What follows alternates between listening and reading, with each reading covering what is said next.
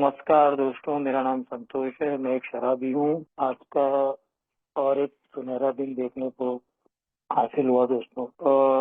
मुझे टॉपिक दिया गया है डिजीज ऑफ डिनायल। अब ये पहली बार होगा कि मैं एक स्पीकर मीटिंग में खुद एक स्पीकर बन के शेयर करने जा रहा हूँ। ये पहले मैंने कभी ऑनलाइन भी नहीं किया है, फिजिकल मीटिंग में भी नहीं किया। अगर कुछ भूल चूक हुआ, अगर होगा मुझसे तो माफ करना। ये मेरी पहली स्पीकर मीटिंग होगी इस कारण। तो मुझे टॉपिक दिया है डिजीज ऑफ डिनायल, जो मेरे में काफी फिट बैठता है, क्योंकि मैं ए से ना काफी समय तक खेलता रहा हूँ। इसके टॉपिक पे आने के पहले मैं अपने जो बचपन पे जाना चाहूंगा कि मुझे ऐसा कल मैं सोच रहा था कि यार संतोष, तूने शराब का पहला घूंट कब पिया था?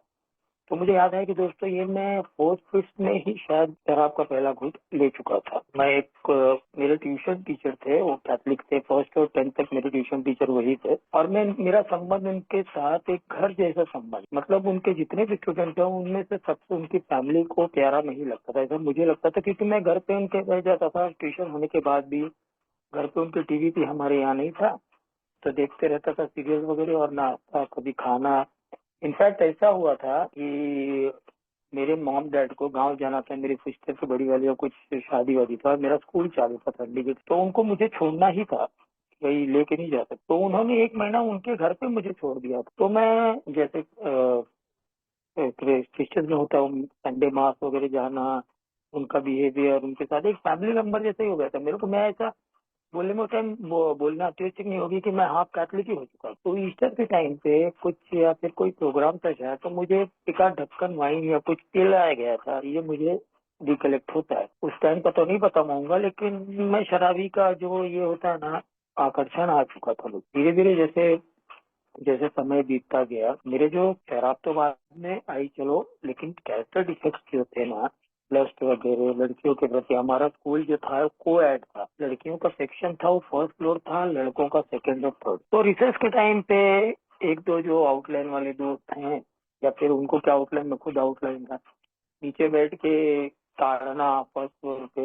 10th में लोग पढ़ाई करते हैं और मैं एक पारसी लड़की के प्यार में पड़ गई, और वहां से पॉजिटिव रिस्पांस भी मिल गया। मेरे को परसेंटेज कम है 10th में, लेकिन मैं उसको जाता था, वो कोलाबा रीगल के पास रहती थी, मैं उसको जाता था रोज। कोर्ट से मेरा स्कूल मेरे बगल में था, लेकिन मैं रोज बस पकड़ के जाता था, उसको लेके आता था। एकदम पागल हो गया था, इसने मेरे पढ़ाई पे ध्यान नहीं दिया, परसेंटेज कम आए। पर वो हाई फंडा थी उसका। जब वेकेशन हुआ तो वेकेशन में वो यूरोप टूर पे गई, और मैं तो चाय बेचने वाला बंदा, छोटी सी दुकान पोर्ट में, और कंपैरिजन नहीं था, लेकिन मेरे को लगा कि मैं शादी करूंगा तो उससे को। ऐसा कुछ हुआ नहीं दोस्तों। वो एक अच्छे कॉलेज में चली गई और मैं जूनियर कॉलेज पकड़ लिया, और उसने मुझे डिच कर दिया। अब डिच कर दिया और मैं इसमें एकदम इमोशनल ये हो गया। 3-4 दिन लगातार रोते रहा, अपने आप को कमरे में बंद करके। बोले लाइफ तो ऐसी है, उसने मुझे धोखा कैसे दिया, ये वो ब्ला ब्ला कर। लेकिन फिर बोला कि मन में एक ये थॉट आया कि अब मैं कोई भी लड़की को कभी भी सच्चा प्यार नहीं करूंगा और फ्लर्ट करूंगा बस।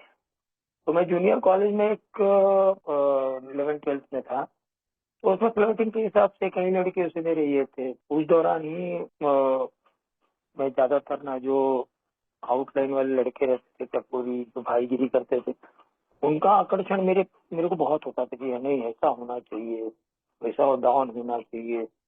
तो मैं उस तरफ ज्यादा खिंचाव होने लगा। मैं जो बेचारे सीधे साधे लड़के थे उनसे सिगरेट मंगवाना, सिगरेट पीना, एक एक करके जो खराब चीजें थी वो मेरे लाइफ में आना चालू हो गया था। शराब तो एक आध बार आया, एक आध ग्लास बियर आ गई थी, रेगुलर नहीं हुई थी, लेकिन आ चुकी थी शराब। जैसे जैसे वहां से गया, वहां 12th पूरा करने के बाद हिंदू जैसे कॉलेज में गया, वहां पे भी ऐसा एक पॉलिटिकल पार्टी का जनरल सेक्रेटरी हो गया, तो और हुआ आ गया। धीरे धीरे मतलब जैसे जो झूठ बोलना, घर पे अंड बंद के हिसाब से पैसे देना, बियर की शुरुआत हो चुकी थी, पारसी लोगों के होटल में जाके शराब पीना, सिंगाड़े खाना, भाईगिरी कर। तो ये सब तो मेरे में डिफेक्ट जैसे जैसे प्रोग्रेस हो चुके थे। अब कॉलेज खत्म करने के बाद मुझे नौकरी नहीं करना था, क्योंकि वन एंड ओनली सन था, मेरे 5 सिस्टर थे। तो मुझे मजबूरी वक्त मेरे चाय की दुकान पे बैठना पड़ा। मजबूरी क्या कहे, मेरे पास ऑप्शन नहीं, तो वहां बैठने लगा। तो रोज का जो कलेक्शन होता था ना, उसमें से 100 रुपया 50 रुपया ऐसे निकाल के शराब के लिए मैं एक दिन छोड़ के एक दिन 90 क्वार्टर जो भी मिलता था वो पी लिया था। मेरे पिताजी को समझ में आ रहा था कि ये कहीं पे गड़बड़ जा रहा है। तो उन्होंने मुझे और मेरी मम्मी को बताया कि इसको संभालो। और सबसे पहले अगर मुझे किसी ने अगर बराबर पकड़ा होगा तो मेरे चाचा ने। और उन्होंने मेरे पिताजी को बोला कि लड़का आउटलाइन जा रहा है, इसको कुछ ना कुछ करो, नहीं तो ये हाथ से निकल जाएगा। और मैं चाचा से बहुत भड़कता था कि तुम बोलने वाले होते कौन हो। वो मेरा हित चाहते थे, लेकिन मैं नेगेटिवली सोचता था। जो नहीं होना था वही हुआ दोस्तों। मैं जिद्दी पना हो गया। माँ एक ही लड़का होने के लिए वजह से मेरा जिद ही चलता था, किसी का नहीं सुनना। और धीरे धीरे दोस्तों मुझे भी पिताजी के जो बिजनेस से नफरत होने लगा कि हटाओ यार, मैं क्या चाय बेचने के लिए पैदा हुआ। इसी दौरान मेरी शादी की बात चली। शादी में तो पहले तो ये लोग को डर था कि ये पता नहीं अपने जात में करेगा या बाहर किसी से करेगा, क्योंकि मेरे लफड़े बहुत रहते थे, फोन काफी आते थे यहाँ वहाँ। तो फिर भी मैं मान गया, क्योंकि मेरे में अंदर एक पता नहीं ये था कि अगर मैं कुछ ऐसा इंटरकास्ट करूं तो मेरी सिस्टर वगैरह का होगा कि नहीं होगा। उस वजह से मैं मान गया। मैं हम लोग देखने गए, मेरा ससुराल कानपुर। तो वहाँ देखने गए तो पसंद आई लड़की मुझे। तो मेरे साले या ये लोग ने घुमा घुमा के मुझसे मतलब पूछा जाता था कि कहीं चलो बियर बियर तो पीते होंगे वगैरह, सिगरेट वगैरह पीते होंगे। मैं सबको नकार देता गया क्योंकि मैं सब कुछ करता था। लेकिन वो जो बोलते हैं ना शराब, तो मेरे जैसे शराबी बहुत सियाना होता है मुंबई वाले। वो कैसे न कैसे बात को घुमा के अपने आप को कितना सीधा साधा बताना है वो बता लेता है। और फिर मेरी शादी हो गई। शादी होने के मेरे ख्याल से 15-20 दिन में ही मेरी पत्नी ने देख लिया कि मैं पी के आ रहा हूँ। रहता था मैं कल्याण में और शॉप वहाँ था। तो रात को आते वक्त ही मैं कभी 11, 11:30, 12, ये धीरे धीरे प्रोग्रेस होने लगा कि मैं लास्ट ट्रेन पकड़ी। तो मेरी पत्नी ने पहले पहले तो बोला देखो सब पीते, मैं भी जानते, मेरे पिताजी भी पीते थे, लेकिन कभी कभार पीना ठीक है, आप ये रोज रोज कहाँ से पी के आ रहे हो। लेकिन मैं उसको कुछ ना कुछ बहाने देता था। आपको नहीं मालूम है कि हमको कहाँ कहाँ कितने कैसे कैसे लोगों से मिलना पड़ता है, पार्टीज होके, बॉम्बे का कल्चर है, कुछ ना कुछ मैं उसको हमेशा उल्लू बनाते रहता था। उसका वो भी ग्रेजुएट हो चुकी थी कानपुर से, लेकिन उसको ये करना था, लॉ करना था। अब मेरा कपटी मन देखो इतना ये कि अगर ये लॉ कर लेगी तो ये मुझसे तलाक बलाक ले सकती है या मुझ पे कुछ प्रॉब्लम क्रिएट करेगी। तो मैंने उसको ऐसे ही बोला कि वो वर्नाकुलर मीडियम से थी। तो मैंने उसको बोला यार यहाँ पे ना बॉम्बे में लॉ करने के लिए इंग्लिश इंग्लिश आना बहुत जरूरी है। झूठ मूठ का ऐसे ही बता दिए और वो मान भी गई। लेकिन इसका मन बहुत था, लेकिन मैंने करने नहीं दिया। मेरे शराबपन जैसे प्रोग्रेस होने लगा, उसी दौरान दोस्तों मैंने अपना चाय की दुकान में बैठे बैठे मेरे कॉन्टेक्ट अच्छे थे। फोर्ट एरिया काफी कमर्शियल एरिया है, वहाँ पे ऑफिस वगैरह ज्यादा है। तो मैंने अपना सोचा कि यार खुद का ही थोड़ा बहुत अगर स्टार्ट करके देखा जाए तो रियल एस्टेट प्रॉपर्टी का ब्रोकर जैसे मैंने बिजनेस चालू किया। कॉन्ट्रैक्ट अच्छे होने की वजह से ना मेरे पहले 1 आध महीने में मेरा काम होने लगा।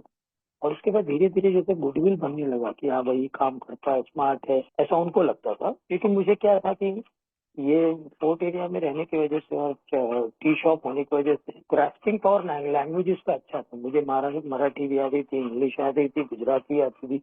इवन दारू पीने के दौरान मैं शेट्टी लोग मेरे दोस्त थे, तो उनके साथ बैठते बैठते ना उनका लैंग्वेज ही मैं ग्रास कर रहा था। मेरे को तुलु भी आने लगा था थोड़ा। तो उसका कैसा था, कोई भी क्लाइंट आता था तो मैं उनकी लैंग्वेज में शुरू हो जाता था। जो गुजराती हो तो गुजराती, मराठी मराठी में।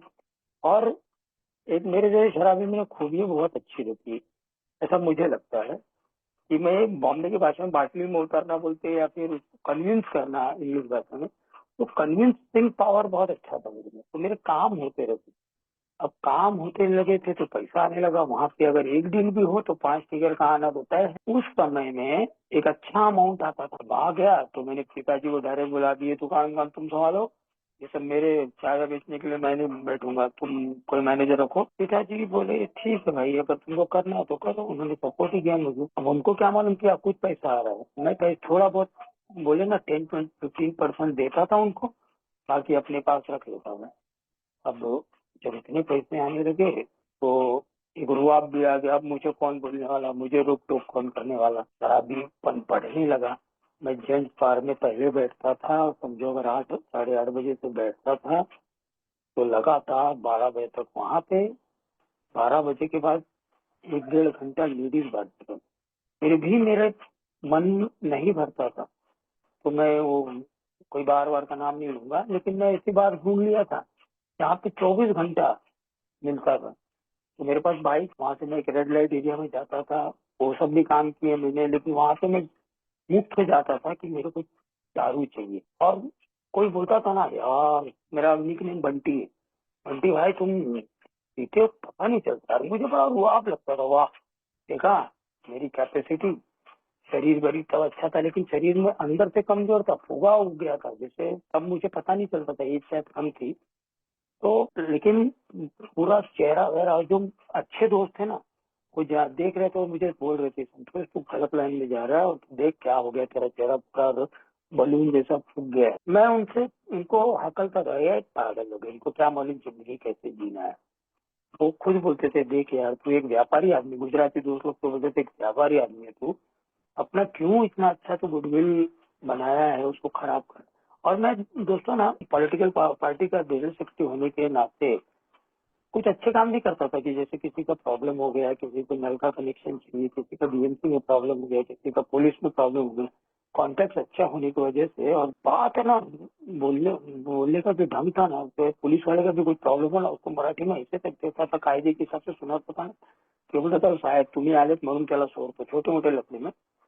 तो ऐसे तब ये थी, मैंने थोड़े बहुत अच्छे काम भी किए, लेकिन फिर वो जैसे जैसे शराब का बढ़ने लगा प्रमाण ना, तो वही अच्छे काम बुरे भी होने लगे, क्योंकि अगर पानी का कनेक्शन में दिलवाता था ना, तो इलीगल कनेक्शन रहता था, लेकिन उसको कटवाने का भी मैं ही कंप्लेन करता था।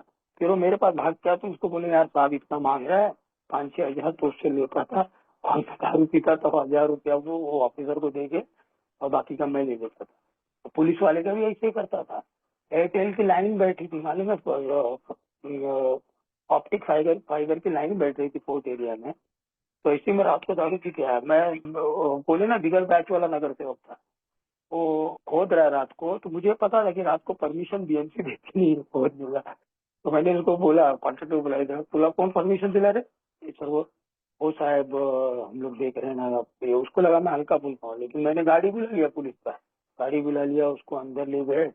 वो उसको, वो मेरे पास कॉन्ट्रेक्टर साहब क्या करना है कैसे करना है, 10,000 रुपये उससे लिया, 2,000 पुलिस वाले को, 8,000 मेरा। मैं ऐसे सब कांड करता था कि कहीं ना कहीं से किधर ना किधर से पैसे, और मेरा रियल एस्टेट एजेंट भी चल रहा था, लेकिन ये इसके अलावा ये सब करता था। धीरे धीरे दोस्तों सुबह का उतारा भी आ गया था, सुबह का उतारा तो पहले से भी आ गया था, लेकिन मैं 9 बजे अगर दारू पी के, रात भर दारू पी के 3-4 बजे तक आता था ना, तो मैं डायरेक्ट सो जाता था, फिर उठता था 12-1-2 बजे। उससे मेरे बिजनेस पे भी इफेक्ट गिरा, और पब्लिक को पता चलने लगा, क्लाइंट आके खड़ा रहते थे, और मैं उनको धकेल देता, यार आज मेरे पास टाइम नहीं है, तुम कल परसों मैं करवा दूंगा तुम्हारा काम। पैसा मुझे कमाना है, लेकिन डालता मैं था, ये दारू की वजह से ही होता था, क्योंकि मूड पूरा फोकस मेरा दारू पे ही रहता था कि यार। और मुझे ऐसा लगता था ना कि 2 पैग मारूंगा ना, तो बहुत बहुत कॉन्फिडेंस आ जाता है, कोई भी चीज में मैं अच्छा बोल सकता हूँ, और नहीं पियो तो कॉन्फिडेंस लेवल डाउन रहता है। तो जैसे जैसे प्रोग्रेस हुआ होना चालू, घर पे मारामारी झगड़ा चालू हो गया। मैं अपनी औरत को एक बार ऐसे मार दिया जबकि पीछे वाली हड्डी पे लग गया, उसको हॉस्पिटल में एडमिट किया, लेकिन मैं एकदम, उसको हॉस्पिटल लेके जाया जा रहा है, मेरे पिताजी वगैरह कैसे कैसे लेके जाए, लेकिन मैं सोया हुआ, मुझे कोई फर्क नहीं पड़ता। मैं तो इतना लास्ट लास्ट में कमीना हो गया था। मेरे बच्चे छोटे छोटे थे, मैं घर की शराब पीता था, तो बच्चों से बोलता था जा सिगरेट लेके आ, जा गुटखा लेके आ, और वो बेचारे डर के मारे नहीं। अच्छा सोच के भी कितना ग्लानि होता है। आज तो बड़े बड़े बच्चे हो गए, उनको जो नई बात या थोड़े बहुत कम बात करते हैं ना मुझसे, उसका कारण यही था, उन्होंने जो मेरा शराबीपन देखा है, मेरे जो कर्म देखे, मेरा जो नंगा नाच देखा, मैं किसी को भी आगे तुरे कर लेता था। एक्सेप्टेंस की बात आ रही है तो मेरे में था ये, कोई भी चीज नहीं तो महाराज प्यार से भी समझा। पिताजी हालांकि मेरे कदमों पे गिर गए थे, रोने लगे थे, लेकिन मैं मानता नहीं था। आखिर में पिताजी बाहर मुझसे डर डर के बाहर भागते थे, ये दूसरे घर पे उनसे अपनी आप बीती सुनाते, लेकिन मैं उनके ऊपर वो उल्टा वो भी भड़कता है कि भाई तुम मेरे जो मैं काम कर रहा हूँ तुम बाहर वाले को क्यों बता रहे हो, घर की बात घर में। तो उनसे झगड़ा करना, मारा मारी नहीं, हाथ नहीं उठाया, लेकिन तो भी उनको जो हाथ नहीं उठाने से ज्यादा तो मैंने उनको ऐसे गाली गलौज दे के और क्या क्या बोल के उनको हर्ट किया हुआ है। उनके जो एक्सपायर होने का कारण भी मैं अपने आप को ही समझता हूँ। उनके दोस्तों कैंसर हो गया था, तो हॉस्पिटल में दोस्तों एडमिट थे। मैं धीरे धीरे मेरा डिटेरिएशन हो गया था पूरा, तो प्राइवेट हॉस्पिटल में नहीं जाके के वहाँ जैसे हॉस्पिटल में उनको एडमिट करना, तो मैं एचओडी ऑफ द डिपार्टमेंट की कुलकर्णी मैडम करके उनको जाकर उनकी के जाके रुआब करने को पूरा हॉस्पिटल, ये तुम ऐसे करो वैसे करो, जैसे मैं उनको एडवाइस करने का। ट्रीटमेंट वो दे रही है, डॉक्टर वो है, लेकिन मैं उनके ऊपर भी रुआब करता था कि मैं उन्होंने सीधा मेरे फैमिली को बोला ये कौन है, ये हॉस्पिटल में आना नहीं चाहिए। और मैं अनटूवर्ड एक्टिविटी जैसे करता था कि वहाँ के डीन जो थे उनको फोन करना और टोटल दवाई वाई सब जो भी हो फ्री करवाना। यहाँ तक भी दोस्तों जब स्टार्टिंग स्टार्टिंग में मेरे पिताजी एडमिट हुए थे, तो थोड़े बहुत केयर में ही मेडिकल स्टोर था, तो उसमें से जो मेडिसिन आए थे वो मेरी सिस्टर ने बोला कि इसको वापस कर दो। मेरे हाथ में आ गया तो मुझे लग गया चलो भाई दारू का बंदोबस्त हो गया। मैं जाके वो मेडिकल वाले को वो दे के भी उसका पैसा लेके जाके फरेल में जाके दारू पिया हूँ। आखिर में मेरे पीछे पिताजी एक्सपायर हो गए। तो एक्सपायर जिस दिन हुए तो उस दिन ही मैं नशे में धुत था। रात को उनको एम्बुलेंस से लाया गया कल्याण। तो कल्याण में मैं एकदम झूम रहा हूँ और कुर्सी में मुझे बिठाया गया, पानी वानी डाला गया, फिर भी मेरी आंखें लाल, पूरे गांव वाले आए, सब आए, लाश नीचे पड़ी हुई है, सब बाजू वाले देख रहे हैं कि बताओ ये एक ही लड़का है और इसकी हालत देखो क्या है। पिताजी की लाश पड़ी हुई है, लेकिन मुझे कुछ प्रॉब्लम नहीं है। उनको जाके अग्नि वगैरह देने के बाद में आके इतना बेशरम आदमी इतना आके सो गए, क्योंकि मैं रात भर सोया ही नहीं था। शराब का पूरा ये आ रहा था, मुझे कप कपी लग रही थी और मैं पी तो सकता नहीं था, तो मैं जाके चुपचाप हो गया। मैं अपना रिलेटिव आ रहे हैं जा रहे हैं और वो देख रहे हैं कि मैं अंदर वाले बेड में कितने जन मुझसे मिलने आए थे। मैं बोला कि बाद में उठाने की कोशिश की तो मैं उठना नहीं, तो अब इसके बाद जो एक का कैसे मेरे जीवन में आगमन हुआ। दोस्तों मैं जब पिताजी जाने के बाद ना, एक को बोलते हो बोलता है नहीं कि जो साया ऊपर होता है वो काफी इम्पोर्टेंट होता है, उसके जाने के बाद पता चलता है। तो मुझे लगा कि यार अगर अब नहीं समझा तो कभी समझ नहीं पाऊंगा।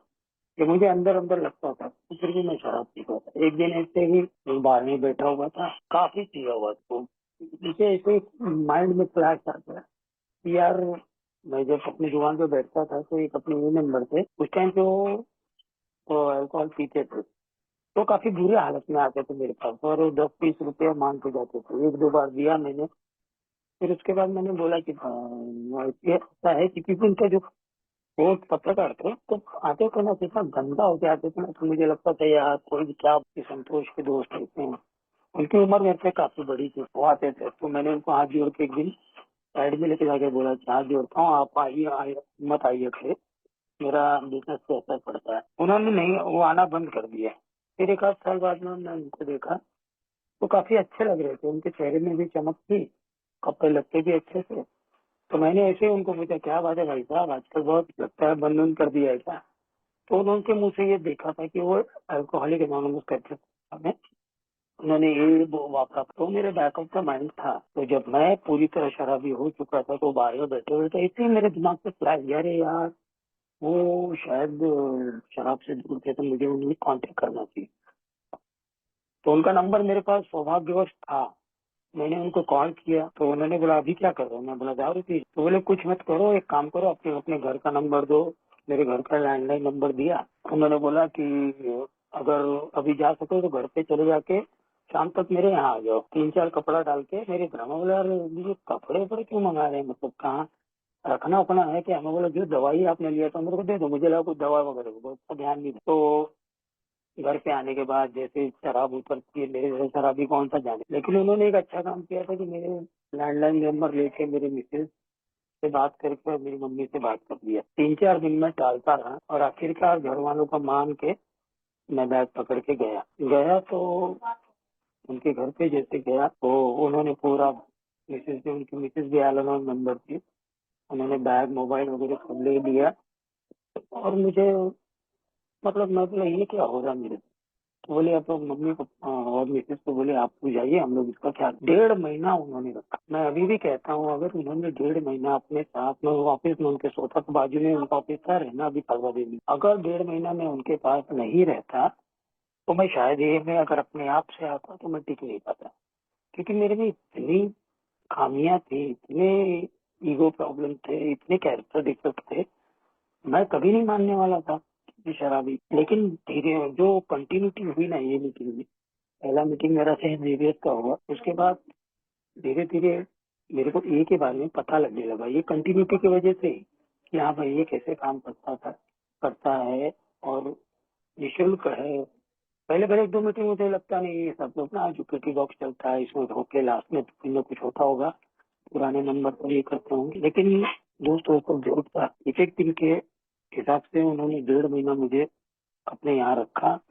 वहाँ साउथ मुंबई के सारे मीटिंग मैंने किए, तो मुझे पता चला कि बैक फिर भी ना एक डिनाइल पार्ट था, यहाँ डिनाइल पार्ट की शुरुआत होती है दोस्तों। एक्सेप्टेंस आया नहीं था, क्योंकि मेरे में तो जरूरत नहीं, अरे यार अभी मेरी उम्र ही क्या है, अभी मैं आया हूँ, सब लोग तो यहाँ अपने लास्ट स्टेज के लाइफ के लास्ट स्टेज में राम राम कर रहे हैं। ये नेगेटिव सोच, मेरे पे भी टाइम है। हाँ मुझे ये पता था कि मुझे रास्ता मिल जाए, इसके पहले मेरे पिताजी ने बाबा बुआ वगैरह सब किया था, इससे कुछ फर्क नहीं पड़ा था और मुझे पहले से भी भरोसा नहीं था ये बाबा बुआ पे। इवन मैं हमारे यहाँ कल्याण में टबूर आश्रम था, वहाँ पे भी गया था, हर जगह से मैं ये करके आया था, लेकिन मैं ये समझ गया था कि अगर मैं अगर सुधर सकता हूँ या फिर अगर एक एक दिन के हिसाब से अल्कोहल से दूर रह सकता हूँ तो ये अल्कोहलिक एनोनिमस के वजह से, इसका मैं पूरा क्रेडिट वो मेरे इनिशियल मेंबर को दूंगा जिसने मुझे 1.5 महीना रखा। तो मैं 1.5 महीना रहने के बाद मैं आया, 15 दिन मैं सोबर रहा हूँ अपने आप घर पे आने के बाद।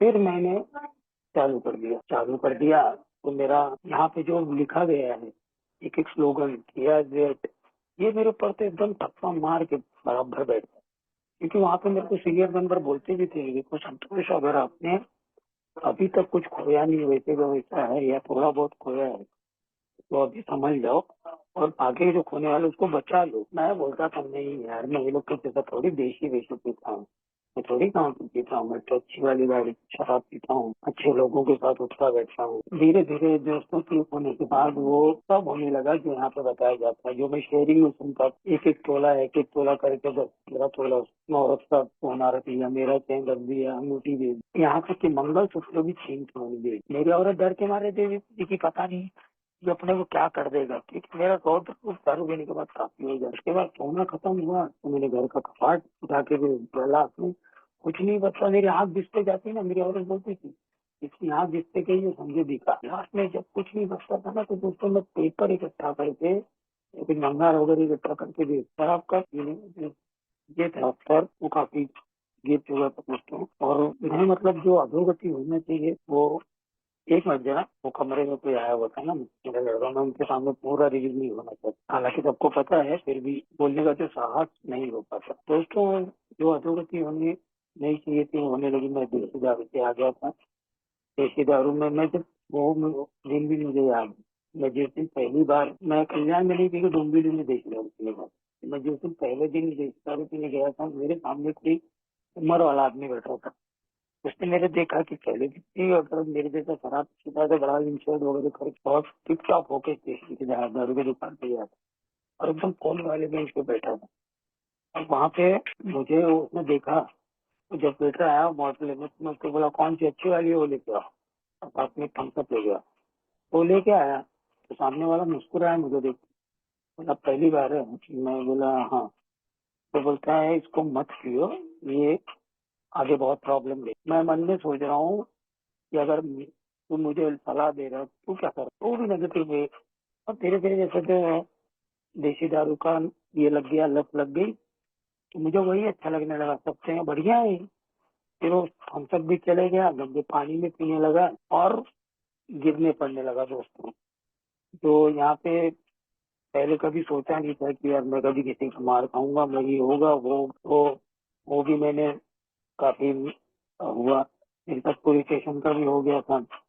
मैं एक प्रेस का कार्ड लेके घूमता क्राइम रिपोर्टर का, तो एक दिन ऐसे ही मैं शराब पी के डोंबिवली से बाहर निकला तो वहाँ पे पुलिस स्टेशन के सामने रिक्शा स्टैंड थी, वहाँ पे एक पुलिस वाला एक रिक्शे वाले को मार रहा था। मेरे अंदर में दो दो एक क्वार्टर पिया हुआ, मैं जाके पुलिस वाले को बोलता हूँ त्याला कशाला, मराठी में बोलता त्याला कशाला मारते रे, बोलता तुम्ही कोण, मैं बोला मी पत्रकार है, तो क्राइम रिपोर्टर है। तो उसको समझ में आ गया कि पूरा शराब में डूबा हुआ है। तो उसने बोला कि चला या बाजूला, फिर पुलिस स्टेशन लाया।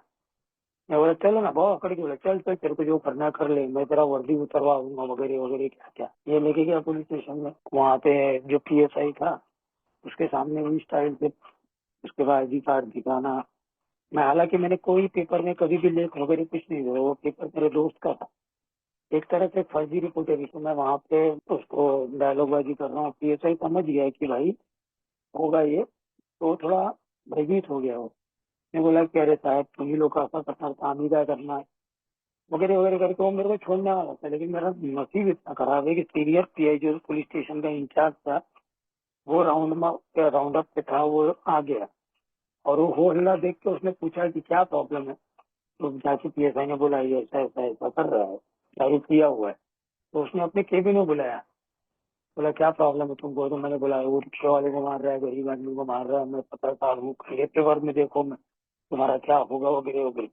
उसने आओ ना देखा ना, चश्मा उतारा और इतना मारा, और उसने जैसे हाथ छोड़ा ना सबने मेरे को हनुमान, मेरी पूरी दारू उतर गई पैंट में से, यूरिन पूरा निकल गया, पूरी रात भर अंदर रखा। और सुबह उसने लोकमत वाले को बुला के बिठा कि मेरा वेरिफिकेशन करने। वो तो ये रजिस्टर्ड नंबर वगैरह सब था, ज्यादा उसने नहीं किया। लेकिन वो पत्रकार नहीं मुझे समझा, बोले ये क्यों हम जैसे पत्रकारों का नाम खराब। तो मैंने हाथ जोड़ के माफी वाफी मांगी, लेकिन अगर उसको ज्यादा वो करता तो मैं शायद फंस भी जाता फौरगिरी में, क्योंकि मैं पत्रकार था। तो ये सब घटनाएं मेरे दारू की वजह से ही हुई। और ये में आने के बाद मैं ये डिनाइल पार्टी का ही किए था, प्रोग्राम को ले नहीं रहा था। आने के 15 दिन में एक प्रोग्राम करता, सीनियर मेंबर मुझे ठोक ठोक के बोलते थे कि देखो एक का दरवाजा धीरे धीरे धीरे बंद मत होने दो। तुम आ रहे हो ठीक है, मैं 15 दिन सोबर रहता था, 15 दिन जाके वापिस शराब पीने इसमें जाता चले जाता था। यहाँ तक कि मैं शराब पी के मीटिंग किया हूँ और हो हल्ला किया हूँ कितने बार, तो मुझे मीटिंग रूम से बाहर किया गया। इसके अलावा दोस्तों ये मेरा एक सर्कल ही चल रहा था। मैं इंटरग्रुप में जाता था, इंटरग्रुप में हमारे एक सीनियर मेंबर पे बैठते थे और मैं उनके सामने डायलॉग मारता था, अरे मैं आपको वो करेंगे हूँ। तो उन्होंने सिर्फ एक छोटा सा डायलॉग मारा था, ये ठाकुर ठाकुर जी ज्यादा कर रहे हो ना, तुमको ज्यादा टाइम नहीं लगेगा इस शोले वाला ठाकुर होने, तुमको तो रामलाल की जरूरत पड़ेगी। आज वो परिस्थिति आ गई दोस्तों। मुझे हमेशा मजाक में मैं उनको लेता था, सीरियस में समझता नहीं था। तो और मेरे सामने कितने ये मेंबर मैंने देखा हुआ है कि जो यंग एज में चले गए, 3-4 मेंबर देखा। और मेरे में एक ये थी कि ए में आने के बाद मैं खुद शराब खाने में जाके ना दूसरों को देखता था कि इसको प्रॉब्लम है तो उसको मैसेज देता था कि अगर तेरे को प्रॉब्लम है तो एक रास्ता है। तो मैं पीने के बाद कितने मेंबरों को, पिए हुए लोग खुद पिए हुए, मैं भी पिया हुआ हूँ, और उनसे शायद मैंने एक आध क्वार्टर पी भी लिया और उसको मैं एक ही मीटिंग में लेके आ रहा हूँ। वैसे वो कोई मेंबर तो टिका नहीं, लेकिन मैं कहीं लगता था कि देखो मैं ए में कितने मेंबर ला रहा हूँ। ये पागलपन नहीं तो और क्या। मैं जो पैसे का पूरा सत्यानाश हो चुका था, धंधा वंधा मेरा पूरा खराब हो चुका था। लास्ट में 10-10, 20-20 रुपए मुझे लेना पड़ता था, भीख मांगना पड़ता था शराब के लिए। कितने बार मैं गिरा पड़ा, कितने बार मेरे साथ ये यहाँ पे जो बोला जाता है हेलुसिनेशन, वो भी मेरे साथ हो चुका है। हेलुसिनेशन में ऐसा हुआ था कि मैं CSC में दारू पी के आ रहा हूँ और मुझे ऐसा लग रहा है कि अभी मेरे सब पीछे सब मारने आ रहे हैं तलवार लेके। मैं ट्रेन में आते आते पागलों जैसा बड़बड़ कर रहा था, कैसे कैसे मैं कल्याण उतरा वो मुझे पता नहीं, कैसे मैं रिक्शा पकड़ के घर पे आया। घर पे आने के बाद मैं अपने बिल्डिंग से कूदने को देख रहा हूँ कि क्यों तुम मुझे मारने भाग के आ रहे। दीवाले से मुझे चेहरे दिखाई देते थे, तो मेरे घर वाले डर गए, उनको क्या मालूम हेलुसिनेशन क्या होता है। और ये नंबर से ज्यादा कांटेक्ट में वो नहीं थे मुझे, वो लोग किसी की मदद से मुझे जाके एडमिट करवाया हॉस्पिटल, साइकेट्रिक हॉस्पिटल। क्या भैया मेरे को पूरा बांधा हुआ था। जब मुझे इंजेक्शन वगैरह दिया गया, 1-2 दिन बाद होश आया। तो होश आने के बाद मैं देख रहा हूँ कि वो डॉक्टर आके मुझे कुछ बता रहा है। तो मैं उसको क्या बोल रहा हूँ मालूम है कि आप मैं ये मेंबर हूँ, मुझे सब आता है, मैं अपने आप ठीक हो जाऊंगा हेलुसिनेशन। तो वो समझ गया कि ये लड़का या शायद वो ए से वो इतना ये नहीं करता होगा, तो उसने डायरेक्ट बोला कि ये बाजू में रखो, पहले अपने आप को देखो। उसने बिल बना दिया 1.5-2 लाख का। उसने मैंने बिल देखा तो उसने काउंसलिंग वगैरह का एक 1800 4-5 बार काउंसलिंग किया है। मैं घर वालों में भड़क गया, तुमको मालूम नहीं है क्या है यहाँ पैसा पानी जैसा बहाव आया, तुमको किसने कहा कि अच्छा मेरे को 3 दिन ये नंबर के हाथ में दे दिए होते, वो निकल गया होता ना। अब उल्टा बचने के बावजूद मैं उल्टा उनके ऊपर भड़कता था। तो ये सब मेरा डिनाइल पार्ट था दोस्तों। इसके अलावा काफी मेरे अभी दिमाग में उतना आ नहीं रहा है, इसीलिए मैं बोल रहा था कि मैं शायद पता नहीं पूरा 45 मिनट बोल पाऊंगा कि नहीं बोल पाऊंगा, क्योंकि मेरा पहला टाइम था। बस दोस्तों इतना ही बोलना चाहूंगा, उससे ज्यादा मैं बोल नहीं पाऊंगा क्योंकि पूरा रिकलेक्ट नहीं कर पाया। ठीक है दोस्तों, धन्यवाद जी।